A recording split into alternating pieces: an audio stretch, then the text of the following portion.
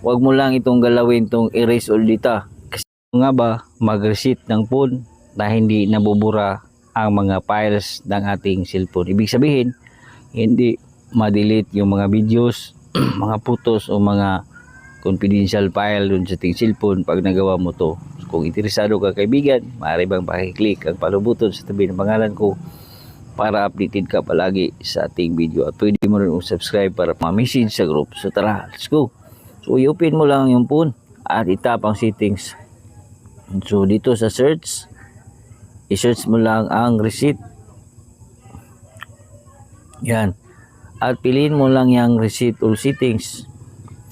So dito makikita natin kaibigan ang reset network and Bluetooth settings, reset all settings, erase SMS and MMS message stored in phone. So ito makikita natin kaibigan ang reset network and Bluetooth settings, reset all settings, erase SMS and MMS message stored in phone. So wag mo lang itong galawin itong erase all data kasi nga lahat ng mga data sa iyong phone ay madidelete talaga. So piliin mo lang yung reset all setting o kaya erase SMS.